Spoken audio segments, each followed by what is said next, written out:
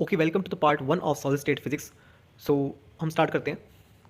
So you know that matter is divided to four phases: solid, liquid and gas and plasma. Okay, अब देखिए ये भी आपको पता है कि जो इंटरएटॉमिक फोर्सेज होते हैं वो सॉलिड में ज़्यादा होते हैं और लिक्विड में उससे कम होते हैं, गैस में उससे जाते हैं। So F solid interatomic force in solid is greater than liquid and in liquid is greater than gas. Okay, अब सॉलिड के बारे में हम स्पेसिफिकली यहाँ पर बात कर रहे हैं। सॉलिड आपके पास टू पार्ट में डिवाइडेड है, क्रिस्टलाइन एंड नॉन क्रिस्टलाइन।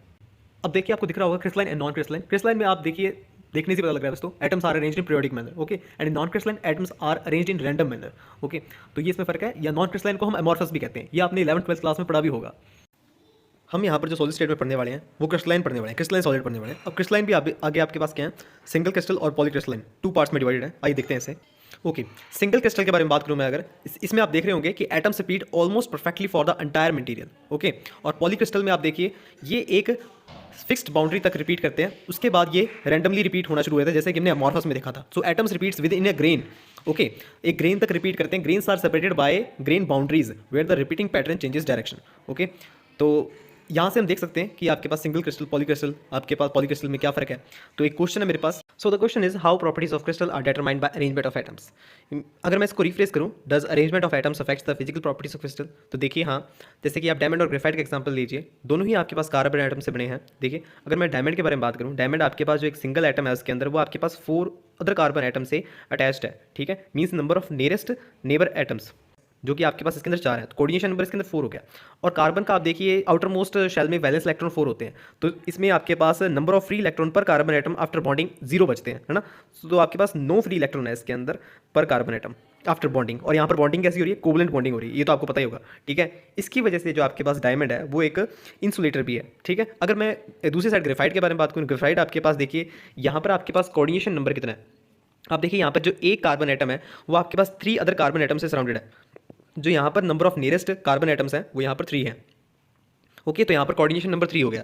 और अभी मैंने आपको बताया कि आपके पास कार्बन के वैलेंस इलेक्ट्रॉन शेल्स, कार्बन के आउटर मोस्ट शेल में वैलेंस इलेक्ट्रॉन्स कितने होते हैं, 4 होते हैं। तो यहाँ पर आपके पास एक इलेक्ट्रॉन बच गया। सो पर carbon atom 1 electron is free. Okay, so when 1 electron is free then this will behave as a conductor. Okay, तो तब आपके पास ग्रेफाइट एज अ कंडक्टर है। और जो आपके पास, जो आपको ये शीट दिख रही है ना, ये आपके पास ग्रेफाइन शीट है। First sheet graphene sheet 1, graphene sheet 2 and then graphene sheet 3 and then so on, you can also discover this. Okay, और ये आपके पास जो ये ग्रेफाइन शीट 1 है, ग्रेफाइन शीट 2 है, ये आपके पास कैसे अटैच्ड है, ये वॉन्डर वॉल बॉन्डिंग से अटैच्ड है। ठीक है, जो कि आपने केमिस्ट्री में पढ़ा होगा अपनी 11th-12th क्लास में।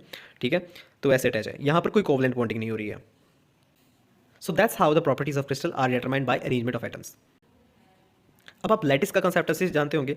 एक बार सिर्फ यहाँ पर आप लैटिस को देखिएगा। ठीक है, लैटिस क्या आपके पास, it is set of periodic imaginary points in the space. Okay, तो इमेजिनरी पॉइंट्स आपके पास, ये एक तरह से मैथमेटिकल कॉन्सेप्ट है आपके पास ये। ठीक है, अब बेसिस यहाँ पर आपके पास एक फिजिकल कॉन्सेप्ट है। ठीक है, और बेसिस को हम ऐसे डिफाइन कर सकते हैं, इट इज़ एन एटम और ग्रुप ऑफ एटम्स। ठीक है, अब देखिए जब ये बेसिस के जो एटम्स है, हम यहाँ पर लैटिस के पॉइंट्स पर, जहाँ पर ये लैटिस पॉइंट्स हैं वहाँ पर इन्हें अरेंज कर देंगे तो आपके पास क्या बनता है, क्रिस्टल बनता है, क्रिस्टल स्ट्रक्चर बनता है। तो मैंने देखिए इनको अरेंजमेंट करके रखा हुआ है इन बेसिस को। मैंने यहाँ पर देखिए ये टॉय लिए हैं ऑरेंज ग्रीन कलर के, जिससे कि आपको ये अच्छी तरीके से समझ में आ जाए और आपके पास एक क्रिस्टल फॉर्मेशन होता है। ठीक है, आगे बात करते हैं यूनिट सेल की। Smallest unit of the lattice और crystal which on continuous repetition can generate the entire lattice और क्रिस्टल। ओके, अब देखिए यहाँ पर स्मॉलेस्ट यूनिट क्या है, जैसे कि आपको दिख रहा होगा यहाँ पर नीचे लिखा हुआ यूनिट सेल एक ग्रीन ब्लॉक पर। ओके, यहाँ पर ये, ठीक है, तो ये आपके पास ये बिल्डिंग ब्लॉक है। यूनिट सेल एक बिल्डिंग ब्लॉक होता है किसी भी लैटिस का। ठीक है, तो अब ये देखिए यहाँ पर ये प्रिमिटिव और नॉन प्रिमिटिव होते हैं। अब प्रिमिटिव से क्या मतलब, प्रिमिटिव जहाँ पर आपके पास effective number of lattice point 1 होता है, और नॉन प्रिमिटिव जब आपके पास effective number of lattice point greater than 1 होता है। अब इसका क्या मतलब है, अब देखिए जैसे आपको ये शो कर रखा है ना लैटिस 3D में। ठीक है, यहाँ पर अब देखिए कि आप क्यूब के हर एक कॉर्नर पर आपको ये ग्रीन बॉल दिख जाएगा। ठीक है, लैटिस पॉइंट दिख जाएगा, पर effective number of lattice point कितना होगा, effective number of lattice point देखिए, अब क्यूब के हर एक कॉर्नर पर आपके पास एक यूनिट सेल है। ठीक है, पर उसका कंट्रीब्यूशन कितना आ रहा है, उसका कंट्रीब्यूशन आपके पास 1/8 आ रहा है, और ऐसे हैं कितने 8 हैं, तो effective number of unit cell, आपकी effective number of lattice point आपके पास कितना बन गया, 1 बन गया। और ये प्रिमिटिव है इसलिए उसको प्रिमिटिव कहते हैं। नॉन प्रिमिटिव में आपके पास क्या आएगा, देखिए effective number of lattice point इसके अंदर देखिए कॉर्नर की वजह से वापस से 1 बनेगा, और एक देखिए आप सेंटर में भी है, सेंटर की वजह से एक वो भी काउंट हो जाएगा, इसलिए इसके अंदर 2 बन जाएगा। Effective number of lattice point यहाँ पर 2 बन जाएंगे, जो कि आपके पास ग्रेटर देन 1 है, तो यहाँ पर ये नॉन प्रिमिटिव होगा। तो यहाँ पर जो यूनिट सेल है वो एक तो बिल्डिंग ब्लॉक है, मतलब कि एक मान लीजिए ब्रिक है वो। ठीक है, और जब आप बात करेंगे जो इसकी वॉल है, जो इसकी वॉल देख रहे हैं ना आप, ठीक है, जो वॉल है वो आपके पास बनी हुई है ब्रिक्स से बनी हुई है। ठीक है, जो कि आपके पास डायलैटिस भी कह सकते हैं, फिर क्रिस्टल भी कह सकते हैं आप उसे। ठीक है, तो यहाँ से एक ये कंक्लूजन निकलता है कि जो लैटिस पॉइंट अगर आपके पास 1 से लेस होता है तो आपके पास लैटिस नहीं बन सकता। ठीक है, अगर आपके पास लैटिस पॉइंट 1 से कम होता है तो लैटिस बन ही नहीं सकता वो। ठीक है, ओके, अब उस चीज़ को और समझते हैं आगे। अब देखिए यहाँ पर जो आपको ये 1 दिख रहा होगा, यहाँ पर 1 आपके पास अगर मैं पूछूँ यहाँ पर effective number of lattice point कितने होंगे? मीन्स टू से अगर आपसे मैं पूछूँ कि ये प्रिमिटिव है, नॉन प्रिमिटिव है 1, तो आप क्या कहेंगे यहाँ पर? ये प्रिमिटिव है, नॉन प्रिमिटिव है, ठीक है? हाँ, ये प्रिमिटिव है, पर आप ये बात भी ध्यान रखिए यहाँ पर ये पहली बात 2D में है, ठीक है? तो यहाँ पर अगर आप ऐसे कहेंगे कि हर एक जो पॉइंट है इसके अंदर जो आपके पास यूनिट सेल है इसके अंदर उसका कंट्रीब्यूशन आपके पास 1/4 है, तो वो गलत होगा कहना। क्यों गलत होगा? क्योंकि आपके पास यहाँ पर एंगल आपके पास 90 नहीं बन रहा। देखिए यहाँ पर मैंने आपको एक चीज़ शो की है कि अगर आपके पास एंगल 90 होता है, ठीक है, अगर एंगल 90 है तो 90/360 तो आपके पास 1/4, तो उसका मतलब कि जो आपके पास यूनिट सेल है उसका 1/4 कंट्रीब्यूशन वहाँ पर प्रोवाइड हो रहा है। पर यहाँ पर क्या ये 90 बन रहा है? नो, कॉर्नर्स का सम आपके पास 360 होगा, जिसकी वजह से आपके पास यहाँ पर लैटिस इफेक्टिव लैटिस पॉइंट 1 बन जाएगा, ठीक है, unless it will not be. Next पे चलते हैं। सेकंड पर अगर आप देखिए, सेकंड पर आपके पास देखिए जो कॉर्नर्स पर है आपके पास उसका आपके पास 1 बन जाएगा, ठीक है, और आपके पास यहाँ पर फेस पर भी है, ठीक है, यहाँ पर फेस पर भी है तो 1/2 क्रॉस 4, क्योंकि 4 फेसेस पर है ना और एक सेंटर में है, तो आपके पास यहाँ पर effective number of lattice point आपके पास 4 बन जाएंगे, जिसकी वजह से ये नॉन प्रिमिटिव है। तो सेकंड केस आपके पास नॉन प्रिमिटिव है, ठीक है। अब इसी को हम क्या देख लेते हैं, क्रिस्टल में देख लेते हैं। ये तो हमने लैटिस में देख लिया, अब इसको क्रिस्टल में देख लीजिए। अब क्रिस्टल स्ट्रक्चर में अगर आप देखेंगे इसे तो देखिए मैंने आपको दिखाया था ना, जब आपके पास बेसिस वाले जो एलिमेंट्स हैं वो आपके पास लैटिस में एक परफेक्ट तरीके से वैसे ही अरेंज हो जाते हैं, ठीक है, जहाँ पर लैटिस पॉइंट होते हैं, ठीक है, तो उसे हम क्या कहते हैं, क्रिस्टल स्ट्रक्चर कहते हैं, ठीक है। अब यहाँ पर आपके पास देखिए जो मैंने यहाँ पर 1 बनाया क्या वो प्रिमिटिव है? हाँ, वो प्रिमिटिव है, ठीक है। और यहाँ पर आप देखिए नंबर ऑफ एटम्स, अगर मैं आपसे पूछूं नंबर ऑफ एटम्स आपके पास कितने, देखिए जो ग्रीन वाले हैं उनका कंट्रीब्यूशन वापस से 1 आएगा, ठीक है, क्योंकि कॉर्नर्स की वजह से, ठीक है। और अब जो यहाँ पर येलो वाले हैं, येलो आपके पास देखिए 2 फेसेस पर है, 2 फेसेस पर है तो आपके पास ये 2 बन जाएगा, तो आपके पास 1 ग्रीन एंड 1 येलो, जिसकी वजह से आपके पास 2 बन गया, ठीक है। और ऐसे ही आप ये सेकंड इमेज का भी निकाल सकते हैं। सेकंड का आपके पास कितना आएगा, देखिए इफेक्टिव आपके पास कितना आ जाएगा, देखिए कॉर्नर वाले तो आपके पास कितने आएंगे, उनका कंट्रीब्यूशन आपके पास 1 आ जाएगा कॉर्नर वाले का, ठीक है। और जो आपके पास हाफ हाफ शो हो रहा है तो हाफ की वजह से आपके पास ये कितने हैं, आपके पास 4 है, ठीक है। और आपके पास इनसाइड ग्रीन कितना है, इनसाइड ग्रीन 1 है, ठीक है। ये तो हो गया आपके पास ग्रीन, तो ये आपके पास कितने आ गए, ये 4 आ गए, ग्रीन तो हमारे पास 4 है। और आप येलो के बारे में बात करें, येलो आपके पास कितने हैं, येलो देखिए 2 तो आपके पास ऊपर है 2 नीचे हैं, तो आपके पास वो कितने बन गए, वो आपके पास टोटली 2 बन गया, इफेक्टिवली 2 बन गया, और इनसाइड भी 2 है, ठीक है। तो यहाँ पर नंबर ऑफ एटम्स यहाँ पर कितने बन गए, 8 बन गए, ठीक है। आप देखिए तो यहाँ पर नंबर ऑफ एटम्स यहाँ पर आपके पास 8 बन गए, ठीक है, फॉर द सेकंड वन। तो जो अभी हमने ये फर्स्ट केस किया था इसके वाला, ठीक है, ये 1 केस किया था जो अभी हमने, जो यहाँ पर हमने क्या देखा कि number of atoms in primitive cell, ये प्रिमिटिव सेल था ना 1 वाला, सेकंड तो नॉन प्रिमिटिव था। तो फर्स्ट आपके पास जो number of atoms in primitive cell होते हैं वो आपके पास कितने होते हैं, number of atoms in the basis, ठीक है, number of atoms in the basis. अब यहाँ पर एटम्स कितने हैं आपके पास, number of atoms in the basis which is 2, ठीक है। तो number of atoms in primitive cell is equal to number of atoms in the basis. आइए अब एक मॉलिक्यूलर स्ट्रक्चर का एग्जांपल देखते हैं, BaTiO3। अगर मैं आपसे पूछूं कि यहाँ पर आपके पास number of atoms in primitive cell कितने होंगे, देखिए प्रिमिटिव सेल ये तो लैटिस से आप देख सकते हैं कि प्रिमिटिव है नहीं लैटिस पॉइंट से, तो इफेक्टिव लैटिस पॉइंट तो यहाँ पर कितने मिल रहे हैं, 1 बन रहा है, ओके। और अभी हमने कंक्लूजन निकाला था कि effective number of lattice point अगर आपके पास 1 है प्रिमिटिव यूनिट सेल में, तो आपके पास उसके अंदर नंबर ऑफ एटम्स कितने होंगे, नंबर ऑफ एटम्स उतने ही होंगे जितने आपके पास नंबर ऑफ एटम एक सिंगल मॉलिक्यूल में होंगे। तो यहाँ पर आप देखिए नंबर ऑफ एटम्स कितने हैं आपके पास, देखिए बेरियम आपके पास यहाँ पर आप अगर आप चेक करेंगे, अगर आप चेक ही करेंगे तो देखिए मैं आपको चेक करवा देता हूँ, फिर आप ये इसके हिसाब से भी समझ लेंगे। बेरियम आप देखिए, बेरियम आपके पास कितना है, कॉर्नर पे है ना, कॉर्नर पे आपके पास 1/8 क्रॉस 8 आपके पास 1 आ गई, ठीक है। टाइटेनियम, टाइटेनियम आपके पास कितना है, टाइटेनियम आपके पास सेंटर में दिख रहा होगा आपको, ठीक है, Ti लिख रखा है। और ऑक्सीजन, ऑक्सीजन आपके पास देखिए जो रेड रेड वाले हैं, ठीक है, वो आपके पास 6 हैं, ठीक है। तो 1/2 क्रॉस 6 इज इक्वल टू 3, तो ये टोटल आपके पास 5 एटम्स आ गए हैं, ठीक है। और 5 एटम्स ये आपके पास थे, बेरियम 1, टाइटेनियम आपके पास 1, ऑक्सीजन आपके पास 3, तो 5 एटम्स आ गए, ठीक है। तो यहाँ से हम ये भी बात कह सकते हैं number of atoms in primitive cell is equal to number of atoms in a single molecule. जैसे अगर मैं NaCl के बारे में बात करूँ, NaCl में आपके पास अगर मैं पूछूँ उसके प्रिमिटिव सेल में number of atoms in the primitive cell for the NaCl structure will be, NaCl molecule structure will be, तो उसमें आप क्या कहेंगे 2, क्योंकि नंबर ऑफ एटम्स आपके पास कितने, एक Na और एक Cl, तो आपके पास नंबर ऑफ एटम्स यहाँ पर 2 हो जाएंगे सिंगल मॉलिक्यूल के लिए। तो चलिए क्वेश्चन ट्राई करते हैं, GATE 2018 for the given unit cell of a 2 dimensional square lattice which option list all the primitive cells. तो ऑप्शंस आपके सामने ट्राई कर सकते हैं, बहुत ईजी क्वेश्चन है, ओके। तो इसका आंसर आपके पास है C 1 2 3 एंड 4। तो देखिए फर्स्ट भी हो सकता है, देखिए उसके अंदर प्रिमिटिव यूनिट सेल आपके पास 1 बन रहा है, इफेक्टिव लैटिस पॉइंट आपके पास कितने बनते हैं, 1 बनते हैं, और सेकंड में उसमें भी आपके पास 1 बनते हैं, क्योंकि 4 का आपके पास कॉम्बिनेशन 360 बनेगा और उस हिसाब से आपके पास ये हो जाएगा। थर्ड में भी देखिए आपके पास एकदम सेंटर में, तो उसके अंदर भी 1 बनेगा, फोर्थ में भी सेम बने, पर फिफ्थ में सेम नहीं है, क्योंकि यहाँ पर आपके पास फेसेस पर आ गए रेक्टेंगल के, ठीक है, 2 साइड्स के, तो आपके पास 1 2 3 एंड 4 है, फिफ्थ नहीं है, तो C option is correct. Next आगे बात करते हैं types of crystal in 2D lattice. देखिए अब यहाँ पर हम 4 टाइप्स ऑफ क्रिस्टल सिस्टम के बारे में बात करेंगे और 5 तरीके के हम ब्रेविस लैटिस के बारे में बात करेंगे। इससे पहले मैं आपको ये बताता हूँ कि ब्रेविस लैटिस है क्या। Brevis lattice it is a lattice in which each lattice has identical surrounding. अब देखिए आइडेंटिकल सराउंडिंग कैसे है, आपको ये पॉइंट दिख रहे होंगे ऑब्लिक में, हाँ जी, ऑब्लिक जो आपके पास सेटिंग है, ऑब्लिक आपके पास जो लैटिस बना हुआ है, ऑब्लिक क्रिस्टल, देखिए जो आपको ऑब्लिक, देखिए जो आपको ऑब्लिक लैटिस दिख रहा है आपको फर्स्ट में, उसमें आप देखिए A पॉइंट और B पॉइंट, देखिए ये इनसे आप ऊपर देखिए A के ऊपर जाएंगे वो भी आपके पास इक्वल डिस्टेंस पर है, ठीक है, आइडेंटिकल सराउंडिंग है मतलब की, ठीक है। और नीचे भी आप A के जाएंगे वो भी आपको आइडेंटिकल सराउंडिंग मिलेगी, A के लेफ्ट में, A के राइट में, B के लेफ्ट में, B के राइट में, B के अप में, B के डाउन में, ये आपको आइडेंटिकल सराउंडिंग देखने को मिल रही है, ठीक है। तो ऐसा आपके पास क्या होता है, ये ब्रेविस लैटिस होते हैं, ठीक है। तो अब देखिए यहाँ पर हमारे पास कितने हैं, 4 टाइप्स ऑफ क्रिस्टल सिस्टम है। एक तो आपको ऑब्लिक दिख रहा है, स्क्वायर दिख रहा है, रेक्टेंगुलर दिख रहा है, हेक्सागोनल दिख रहा है, ठीक है। अब देखिए ये तो देखने से पता लग रहा है कि आपके पास ऑब्लिक में जो एक यूनिट सेल बनेगा वो आपके पास इसके अंदर शो कर रखा है, स्क्वायर में भी हमने शो कर रखा है, रेक्टेंगुलर में भी हमने शो कर रखा है। पर मैं आपसे पूछना चाहता हूँ कि आपके पास हेक्सागोनल में एक यूनिट सेल ऐसा ही होगा क्या, जैसा कि मैंने यहाँ पर शो कर रखा है हेक्सागन फॉर्म में? नहीं, ऐसा नहीं होगा। देखिए इसके अंदर एक रोम्बस टाइप का बनेगा, ठीक है, रोम्बस टाइप का बन सकता है, ओके, जो कि मैं आपको आगे दिखाऊंगा चल के, ठीक है, वहाँ पर इस स्लाइड पे वापस आ जाएंगे हम। और ब्रेविस लैटिस आपके पास देखिए आगे, देखिए ऑब्लिक है, रेक्टेंगुलर है, स्क्वायर है और हेक्सागोनल है। अब रेक्टेंगुलर में आपके पास प्रिमिटिव और नॉन प्रिमिटिव दोनों हो सकते हैं, ये भी हम देख लेंगे। देखिए प्रिमिटिव तो आपको दिख ही रहा है ना, यहाँ पर प्रिमिटिव दिखा रखा है रेक्टेंगुलर में, ठीक है। और नॉन प्रिमिटिव कैसे हो सकता है? देखिए ऐसा ऑप्शन भी आ सकता है कि इसके अंदर आपके पास ये लैटिस पॉइंट कॉर्नर्स पे तो हो और आपके पास एक सेंटर में भी हो, ठीक है, तो वो भी बन सकता है, ठीक है। तो अब आप आके देखिए 2D में आप देखिए क्रिस्टल सिस्टम आप स्क्वायर है, ठीक है, स्क्वायर आपके पास, उसके अंदर आपके पास ब्रेविस लैटिस कैसा है, ब्रेविस लैटिस आपके पास स्क्वायर लैटिस बनेगी, है ना, स्क्वायर लैटिस आपको दिखाई थी पीछे। अब स्क्वायर में आपके पास क्या होता है, ठीक है, स्क्वायर में आपके पास ए और बी दोनों इक्वल साइड्स हैं, इक्वल होते हैं, लेंथ इक्वल है, ठीक है, और एंगल कितना पता है, 90 डिग्री बनता है। तो ये स्क्वायर लैटिस आपका पूरा हो गया।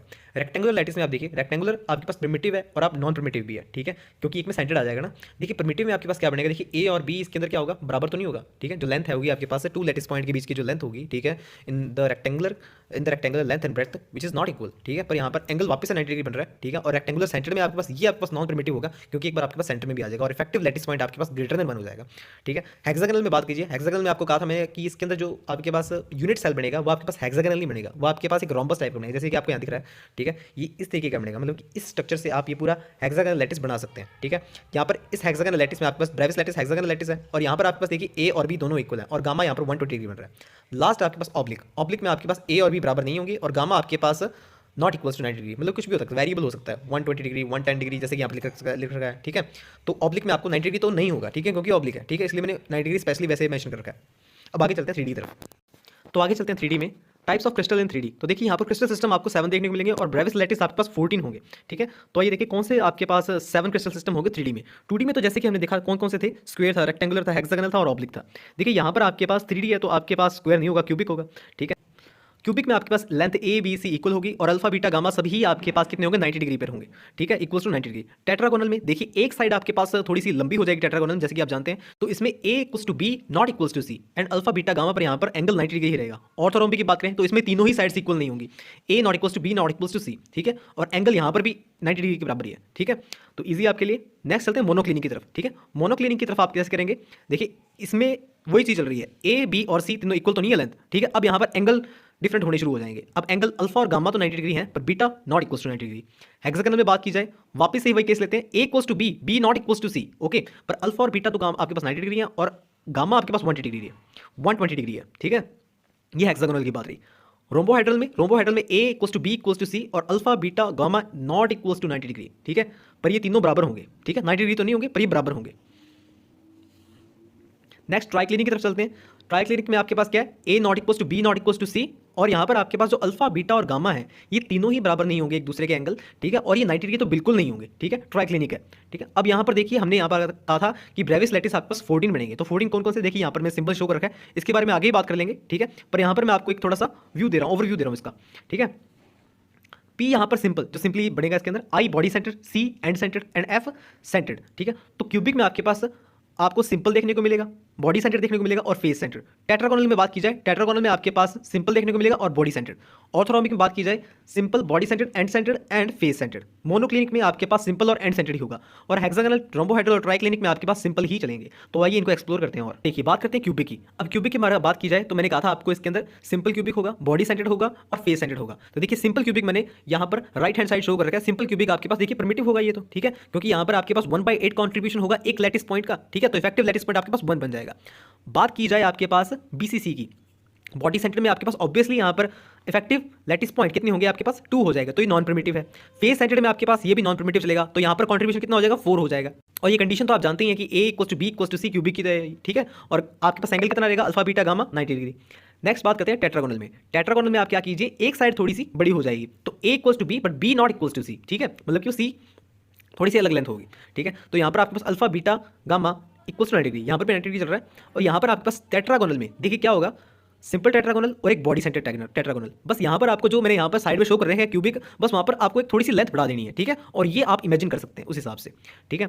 नेक्स्ट आप बात करते हैं ऑर्थोरोम्बिक की। ऑर्थोरोम्बिक में आपको देखने को मिलते हैं simple, body centred, face centred and base centred. देखिए बेस सेंटर्ड को ही हम एंड सेंटर्ड भी कह देते हैं, ठीक है। तो देखिए आपको सिंपल, बॉडी सेंटर्ड और फेस सेंटर्ड तो पता लग गया है, ठीक है। आपको क्या करना है, अब यहाँ पर आपके पास A not equal to B not equal to C, अब थोड़ा सा अरेंजमेंट करना है आपको क्यूबिक के अंदर, और आपके पास ऑर्थोरोम्बिक अरेंजमेंट्स बनती जाएंगी, ठीक है। ब्रेविस लेटिस आपके हिसाब से बन जाएंगे। पर बेस सेंटर में क्या होगा, बेस सेंटर में आप देख सकते हैं एंड में मैंने बना रखा है बेस सेंटर। बेस सेंटर में आपके पास जो इसके बेस है, देखिए बेस नीचे वाला भी हो सकता है और ऊपर वाला भी हो सकता है, ठीक है। तो बेस वाला आपके पास क्या हो सकते हैं इसके अंदर, ये बेस सेंटर में आ जाएगा, काउंट हो जाएगा। तो यहाँ पर इफेक्टिव लैटिस पॉइंट कितने हो जाएंगे, देखिए यहाँ पर इफेक्टिव लैटिस आपके पास 2 हो जाएंगे, ठीक है। इफेक्टिव लैटिस पॉइंट आपके पास 2 हो जाएंगे, काउंट भी कर सकते हैं, ये नॉन प्रिमिटिव है। हेक्सागोनल में, रोम्बोहेड्रल में और आपके पास ट्राइक्लिनिक में, ठीक है। ये मैंने आपको बताया था यहाँ पर सिंपल चलता है। तो पहले हम मोनोक्लिनिक के बारे में बात कर लेते हैं। यहाँ पर देखिए सिंपल मोनोक्लिनिक और बेस सेंटर्ड मोनोक्लिनिक, ठीक है। तो यहाँ पर आपके पास A not equal to B not equal to C, और अल्फा गामा आपके पास 90 डिग्री के बराबर है और बीटा आपके पास 90 डिग्री नहीं होगा, ठीक है। और बात की जाए आपके पास हेक्सागोनल की, simple hexagonal, A equal to B, B not equal to C, alpha beta 90 degree पर gamma is equal to 120 degree. Rhombohedral और ट्राइगोनल, यहाँ पर आपके पास सिंपल बनेगा ये, ठीक है, और A equal to B equal to C और alpha beta is equal to gamma, but they are not equal to 90 degree, ठीक है।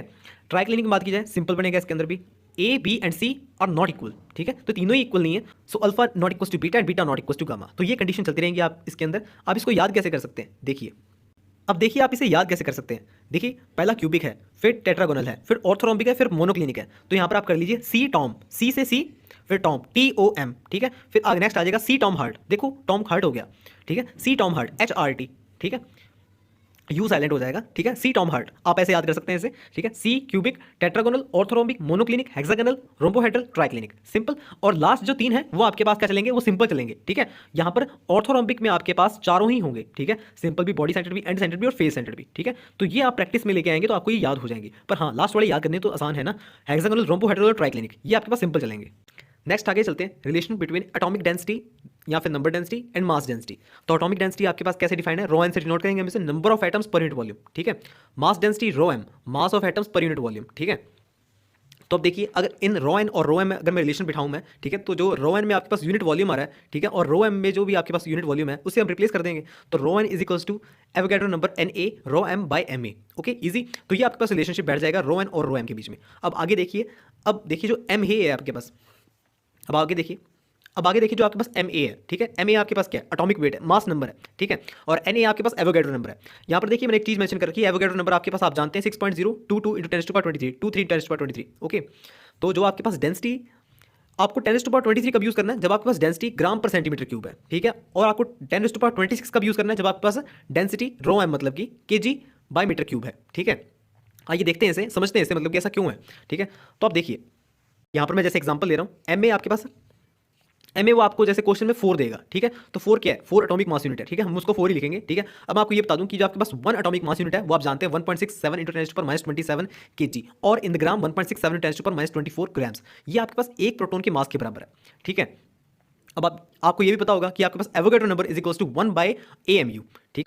अब देखिए अगर मैं एटॉमिक मास यूनिट आपके पास केजी में लेता हूँ, ठीक है, तो हम क्या लेंगे 1.67 × 10⁻27, ठीक है, विच इज इक्वल 6.023 × 10⁻26 पर केजी, ठीक है, ऐसा हो जाएगा। अब देखिए अगर आप, तभी मैं कह रहा था आपके पास, अगर आपके पास density KG by metre cube में है तो हम उसे एवोगैड्रो नंबर भी क्या लेंगे 10⁻26 टाइप का लेंगे, ताकि हमारे पास केजी से केजी कैंसिल हो जाए। और देखिए मैंने ऊपर लिख रखा है आपके पास रो एन की आपके पास यूनिट्स कितनी आ जाएंगी, या तो आपके पास सेंटीमीटर इनवर्स क्यूब आ जाएगी या फिर मीटर इनवर्स क्यूब आ जाएगी, ठीक है। और MA तो हम सिंपल 4 ही पुट कर देंगे, ठीक है। तो यहाँ से आप इन चीज़ों का भी ध्यान रखिएगा कि आपको एवोगैड्रो नंबर आपके पास 10⁻23 कब पुट करना है और 10⁻26 कब पुट करना है, ओके। अब देखिए अगर मैं क्यूबिक क्रिस्टल के बारे में बात कर रहा हूँ, उसकी एटॉमिक डेंसिटी आपके पास क्या होगी, रो एन आपके पास number of atoms in unit cell पर वॉल्यूम ऑफ यूनिट सेल, ठीक है। तो number of atoms in unit cell तो हम नहीं जानते, वो आपके पास n है जैसे कि, ठीक है, क्योंकि हमें यहाँ पर डिफाइन नहीं है आपके पास क्यूबिक क्रिस्टल कैसा है, सिंपल है, बॉडी सेंटर्ड है, फेस सेंटर्ड है, तो उसके बारे में हम आगे बात कर लेंगे। पहले हम इसे जनरलाइज कर लेते हैं। तो n/a³ और a देखिए आपके पास यहाँ पर क्या है, 2 लैटिस पॉइंट के बीच में जो डिफरेंस होता है आपके पास, देखिए वहाँ पर आपके पास a = b = c होता है ना, तो यहाँ पर मैंने a³ कर लिया, उसके यूनिट सेल का आपके पास वॉल्यूम a³ होगा, ठीक है। तो वो आपके पास जो लेंथ होती है ना, उसे हम क्या कहते हैं, लैटिस पैरामीटर, लैटिस कांस्टेंट, क्योंकि वो आपके पास कहीं पर भी चेंज नहीं होने वाली है ना, तो यहाँ पर मैं उसे लैटिस कांस्टेंट भी कह सकता हूँ, ओके। अभी हमने रिलेशन निकाला था रो एन और रो एम के बीच में। रो एन आपके पास क्या था, NA Avogadro number, rho M mass density over MA, ठीक है, मास नंबर। तो यहाँ से मैं इसको n/a³ के इक्वल भी कर सकता हूँ, और a हमारे पास जो लैटिस पैरामीटर है वो आपके पास कितना आ सकता है, NMA/NA rho M to the power 1/3, ठीक है। तो ये भी आपको याद रखना है, ठीक है, for finding the lattice parameter, okay. अब देखिए आपके पास सिंपल क्यूबिक क्रिस्टल में आप जानते हैं आपके पास n इक्वल्स टू 1 होगा। n क्या था, मैं आपको वापस से रिकॉल कर देता हूँ। n आपके पास number of atoms in unit cell था, ठीक है। आप सिंपल क्यूबिक में देखिए आप, तो सिंपल क्यूबिक में आपके पास सिर्फ क्यूब के 8 कॉर्नर्स पर होते हैं, तो उनका कॉन्ट्रीब्यूशन कितना आता था 1/8, तो जिससे कि 1 बनता था। तो यहाँ पर n equals to 1 number of atoms in unit cell, तो आपके पास 1 होगा, ठीक है। बॉडी सेंटर में आपके पास 2 था, तो अब आगे आपको क्लियर हो गया होगा ना ये फेस सेंटर में आपके पास 4 हो जाएगा, ईजी। अब एक क्वेश्चन देख लेते हैं। The powder diffraction pattern of a body-centered cubic crystal (BCC) is recorded by using CUK alpha X-ray of wavelength 1.54 angstrom. Assuming the atomic mass of constituent atoms to be 50.94 AMU, the density of the crystal in units kg meter inverse cube is. Okay. इसके अंदर आप एक चीज और note कर लीजिए, जो आपके पास लैटिस कांस्टेंट है इसके अंदर, वो आपके पास 3.08 एंगस्ट्रॉम है, ठीक है। तो ये आपके पास एडिशनल है, ठीक है, ये मैंने आपको बता दिया। आप इसे ट्राई करना चाहते हैं तो कर सकते हैं। ओके, तो अब देखिए हमने अभी डेंसिटी के रिलेटेड रिलेशंस देखे थे, और उससे रिलेटेड एक और फॉर्मुला निकाला था जिसमें आपके पास लेटेस्ट कांस्टेंट और लेटेस्ट पैरामीटर था, ठीक है। तो यहां पर पहले तो हम ये देख लेते हैं हमें दे क्या रखा है, ठीक है। पहले आपको जो 50.94 AMU दे रखा है, 50.94 AMU, ओके, 50.94 AMU, बताएंगे क्या चीज है ये? हाँ जी, उसने बता रखा है एटॉमिक मास, ठीक है, MA है ये, MA आपके पास ये दे रखा है आपको। नेक्स्ट आपके पास क्या दे रखा है आपको? नेक्स्ट 1.5 एंगस्ट्रॉम वो आपके पास वेव लेता है, तो उससे हमने कन्वर्ट कर लिया, ठीक है, उसकी आपको जरूरत नहीं है इतनी, ठीक है। तो आपको निकालना है density of crystal in units K G metre inverse cube, ठीक है। तो आपके पास अब ये फॉर्मुला तो आपको ध्यान ही है, रॉ एन, तो आपके पास नंबर डेंसिटी थी ना ये, ठीक है। तो N A rho M by M A, ठीक है। एम ए आपको गिवन है, ठीक है, डेंसिटी ऑफ एम ये आपको निकालनी है, ठीक है। और एवोगैड्रो नंबर ये आपको पता होता है, ठीक है। रॉ एन हमको नहीं पता है, ठीक है। यहां पर हमारे पास एक और रिलेशन था, वो आपके पास क्या था, N by A cube, okay, N by A cube, ठीक है। अब इसे हम एलिमिनेट कर सकते हैं। अब देखिए एन हमारे पास है क्योंकि हमें क्या दे रखा है, बॉडी सेंटर दे रखा है, ठीक है। बॉडी सेंटर है तो बॉडी सेंटर में आपके पास 2 होता है, तो ये भी हमें गिवन है, ए क्यूब हमें गिवन दे रखा है, ठीक है। और रो एम इजीली निकल जाएगा। देखिए पहले हम इसे अरेंज कर लेते हैं। तो rho M is equals to N by A cube M N A, okay, easy. तो एन आप सब्स्टिट्यूट कर दीजिए 2 एम ए आपके पास कितना है 50.94 ए क्यूब। ए आपके पास देखिए क्यूबिक में आपके पास ये ए क्यूब कितना दे रखा है 3.08, ए इतना दे रखा है 3.08, ठीक है, 3.08 क्यूब। देखिए एंगस्ट्रॉम में, ठीक है, एंगस्ट्रॉम में। और हमें आंसर क्या चाहिए आपके पास, केजी मीटर -3, इसमें यूनिट्स, इस यूनिट्स में चाहिए हमें, ठीक है। अब इन यूनिट्स में चाहिए तो हमें एंगस्ट्रॉम को किस में कन्वर्ट करना पड़ेगा, मीटर में कन्वर्ट करना पड़ेगा। तो 1 एंगस्ट्रॉम इज 10⁻10 मीटर, तो 10⁻10 का क्यूब हो जाएगा, ठीक है। तो हमारे पास ये बच गया आपके पास मीटर क्यूब। नेक्स्ट आपके पास एवोगैड्रो नंबर आपके पास 6.022। अब देखिए हमें केजी में चाहिए, केजी में चाहिए तो हमें क्या क्या लिखेंगे, हम यहाँ पर 10⁻26 लेके जाएंगे, ठीक है। आपको बताया था ना पहले 10⁻26, ठीक है।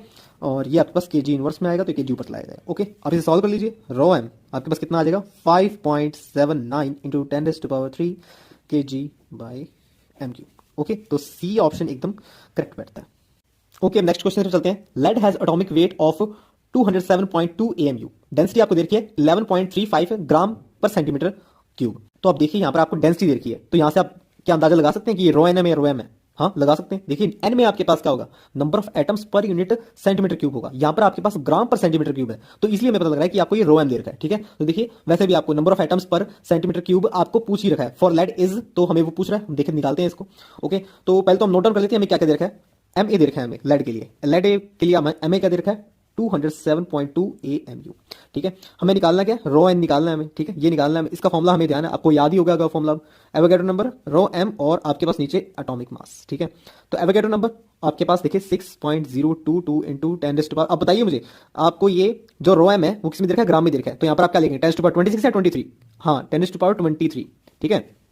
नेक्स्ट आपके पास रो एम आपके पास कितना आ जाएगा, रो एम आपके पास डेंसिटी कितनी देखिए 11.35 ग्राम सेंटीमीटर -3, और यहां से आपके पास जो ग्राम आएगा वो ग्राम से ग्राम कैंसिल हो जाएगा, ओके। और यहां पर आपके पास एम ए कितना दे रखा है 207.2, ठीक है। ये सॉल्व कर लीजिए अब, ठीक है। डेंसिटी आपके पास आ जाएगी नंबर ऑफ एटम्स पर सेंटीमीटर क्यूब, ठीक है। तो नंबर ऑफ एटम्स ये सब कुछ आपके पास सॉल्व करके आ जाएगा 3.3 इंटू 10⁻22 पर सेंटीमीटर क्यूब, ठीक है। यहाँ पर सेंटीमीटर -3 ऐसे लिख सकते हैं। अब देखिए ये तो आपको सेंटीमीटर में पूछ लिया, अगर आपको ये वो मीटर में पूछ लेता तो ठीक है, अगर मीटर में पूछ लेता तो मीटर में 1 metre is equal to 100 centimetre, ठीक है।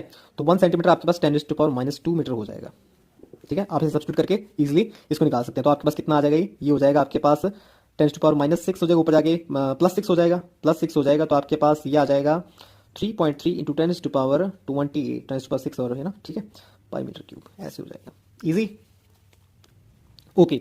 आगे चलते हैं। नेक्स्ट क्वेश्चन आपके पास, metallic copper is known from cubic crystal and the lattice constant is measured from X-ray deflection studies to be about 0.36 nanometre. तो देखिए लैटिस कांस्टेंट इस बार हमें दे रखा है, लैटिस पैरामीटर इस बार हमें दे रखा है, ठीक है। तो लैटिस कांस्टेंट हमें कितना दे रखा है, 0.36 नैनोमीटर। ओके, तो मैं इसे नोट कर लेता हूं, 0.36 नैनोमीटर।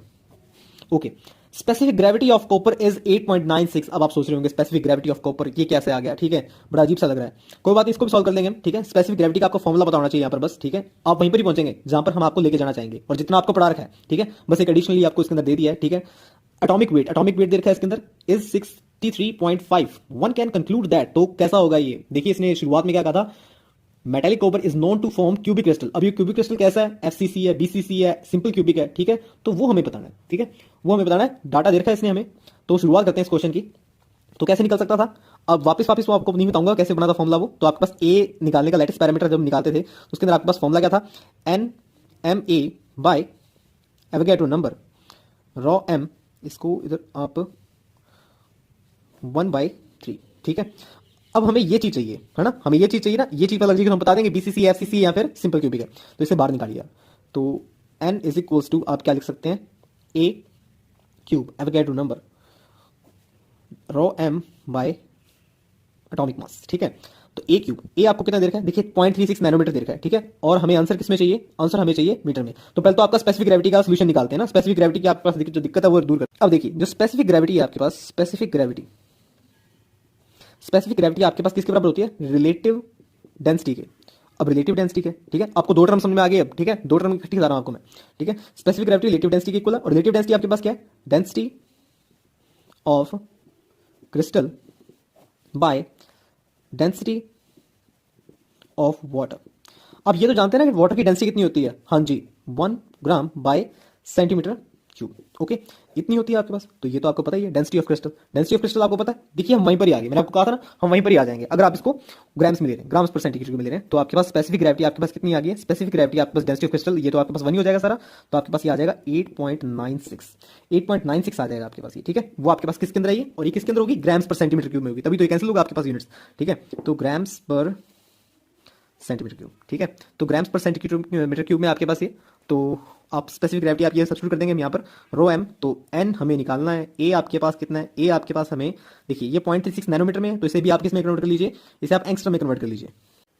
अब देखिए इसे एंगस्ट्रम में कन्वर्ट करेंगे तो हमें इसमें क्या लिखें, 3.6 एंगस्ट्रम, ठीक है, इसमें कन्वर्ट हो जाएगा ऐसे ही, ठीक है। अब देखिए अब इसे हम सब्स्टिट्यूट कर देते हैं, ए आपके पास 3.6। अब देखिए एंगस्ट्रम को भी हम किस में लेके जाएंगे, मीटर में लेके जाएंगे, इस पर सेंटीमीटर में लेके जाएंगे, तो हम यहाँ पर रह जाएंगे क्यूब और 10⁻⁻8 का क्यूब। एवोगैड्रो नंबर आपके पास आप जानते हैं 6.022 इंटू 10⁻। अब देखिए ग्राम में है ना, ग्राम में चल रहा है आपके पास ये, तो 23 आएगा।